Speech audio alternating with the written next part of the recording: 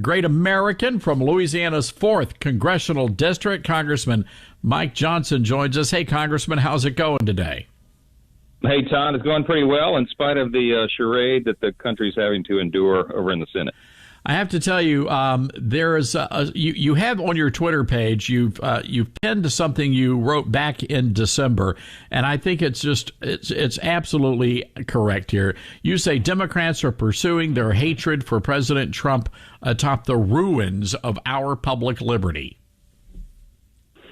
Yeah, I don't think that's hyperbole, Todd. I don't think it's overstatement. I think that's what is happening right now. I mean, what everyone is watching play out in the Senate is a completely unprecedented, very dangerous, unconstitutional impeachment. It's the first time in the history of the Republic, 243 years, where one party has weaponized impeachment and used it to pursue a political vendetta against a president of the opposing party. The founders specifically warned about this. They said, you can never go down that road. You can't open that Pandora's box because you may never be able to close it again. And that's the thing at the end of the day. When all this is over, that I'm not sure the dust is ever going to settle on it. We have a serious problem going forward. Congressman, you had a chance to see yesterday's proceedings, today about to get underway. Any surprises for you? No surprises at all. It's so frustrating. I think a lot of the people in the country can now see what we've been so frustrated about on the House side during the last few months. Look, the whole debate over witnesses and documents and all this political theater that you saw play out yesterday, you have to understand, everybody needs to understand, that is completely premature, okay? I'm a constitutional law attorney. I litigated constitutional law cases in the federal courts for 20 years before I got to Congress.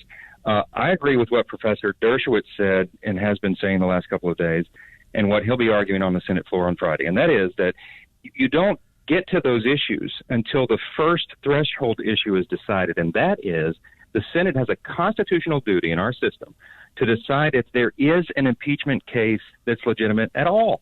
And they don't have one here, Todd. And you and I have talked about, you've said several times on your show the last several weeks, these two articles of impeachment are not impeachable offenses. Abuse of Congress is amorphous. Obstruction of Congress is a joke, the way they did it. So they don't have a legitimate impeachment, and the Senate, I think, needs to find that. If they do appropriately, they'll never get to the witnesses and documents issue. And again, one of the reasons why we're calling it a sham, Congressman, is the fact that witnesses were not allowed to be called in the House impeachment hearings. That did not happen.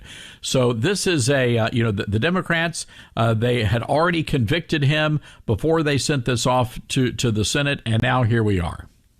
Exactly right. I just had a debate with Ari Melber on MSNBC about this, and he wanted me to correct my colleague, Pat Cipollone, who argued in the Senate yesterday that Republicans never got to see all of the supposed evidence that was gathered in those super secret hearings in the basement that Adam Schiff presided over. He wanted me to correct him. I said, I will not correct him. I'm going to affirm him because Pat Cipollone was absolutely right.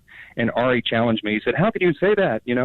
I said, here's how I can say it. I am the ranking member on the Constitution Subcommittee of the House Judiciary Committee. Why is that important? Because my committee is the only one that has jurisdiction over impeachment, over that matter. As we are talking right now, Todd, you and I have never been able to see all of these records and documents and supposed evidence they gathered in the basement, even though I had that high rank on the most important committee, because Adam Schiff wanted to cherry pick what he released. He wanted to pursue his narrative and put out things out of context. And that's the problem. So most of the Republicans in the House never got to see any of that before we were called to vote on it. And most of the Democrats didn't either. And that's a really important point that we can't lose sight of. Got to tell you, Adam Schiff, he's no Matlock. Yeah. He grew up in California, and he wanted to be a screenwriter. And so this whole thing, I mean, we've sort of been tongue-in-cheek kind of mocking him. He wanted to create a movie script. It's not going his way. If this thing was released, no one would go see it, and he would lose big money on it.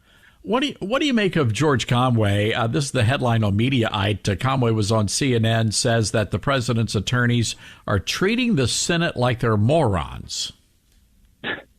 Look, George Conway is treating the country like we're morons. He is so desperate to get attention. It's really sad what it's become. But poor Kellyanne. I don't know how they have dinner together. It's an interesting dynamic there. But he's out to get the president. He was a never Trumper from the beginning, and it's just gotten really vitriolic. He's spending loads of money running ads against the president right now, and that's going to backfire on him. It's just sad to see it come to that. So how long do you anticipate this lasting, and do you believe that the Democrats are going to find 4 Republicans to side with them when it comes to witnesses? I don't think they will, for the reason that we were talking a moment ago, that I think that once this is presented, once Professor Dershowitz makes the constitutional arguments, which is currently scheduled for Friday, but we'll see, it may be early next week, I think they'll understand that those threshold issues, the necessary threshold to have an impeachment, has not been met. When the founders, the framers of the Constitution, put the language in the Constitution itself, they said it has to be treason or bribery or another high crime or misdemeanor. And if you go back and look, I don't want to get too deep in the weeds, but if you look at the history, what was intended, what was meant by that, is they wanted to have a different system than the British parliamentary process, because in Parliament you can remove the Prime Minister by a majority vote. They didn't want that. They wanted separation of powers, and so they didn't want the legislative branch to be able to take out an executive, a president, just because they don't like him.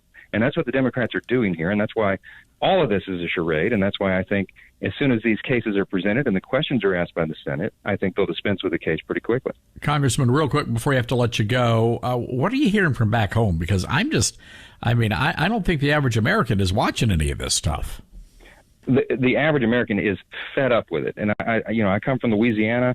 When I'm back in the district, and I was all through the weekend, that every single person I talked to, regardless of party, said enough already. We already know the outcome. Get on with it. Get the Congress to do its work. And that is the great tragedy, because we haven't been able to do it because Pelosi and company have literally shut down the progress of the Congress on all these important issues for this impeachment quest. And hopefully, by God's grace, we can get back to governing again very soon. Well, let's hope so. All right, Congressman, we're going to have to leave it there. Appreciate you and the great work you guys are doing. Thank you, my friend. Talk to you soon. All right, Congressman Mike Johnson, good guy right there, ladies and gentlemen.